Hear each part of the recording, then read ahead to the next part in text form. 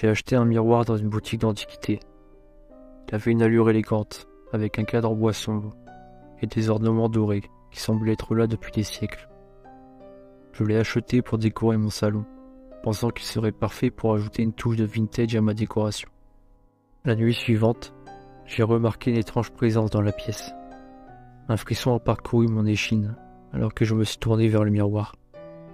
C'est alors que je l'ai vue, une fille effrayante qui m'observe de l'autre côté du verre.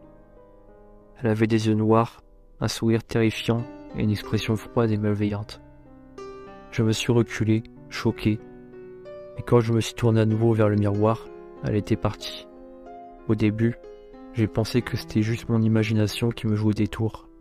Mais chaque fois que je passais devant le miroir, je ressentais une présence étrange et effrayante.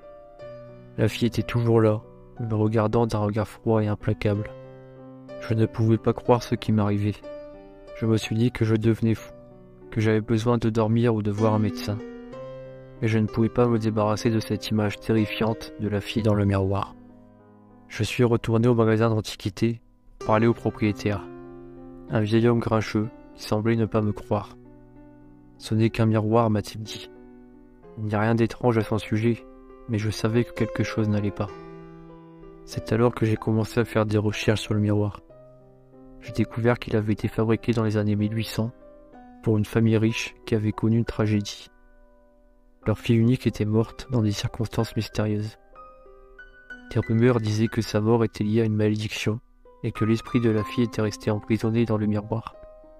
J'ai su alors que je devais me débarrasser de lui. Mais chaque fois que j'essayais de le vendre ou de le jeter, quelque chose de malheureux arrivait. Des objets brisés, des accidents de voiture, des maladies. Tout semblait être lié au miroir. Finalement, j'ai décidé de le brûler. J'ai allumé un feu dans mon jardin, j'ai pris le miroir et je l'ai jeté dans les flammes. À ce moment-là, j'ai senti une présence effrayante derrière moi, comme si la fille me regardait pour la dernière fois. Après cela, je n'ai jamais revu la fille dans le miroir, et je n'ai jamais oublié cette nuit terrifiante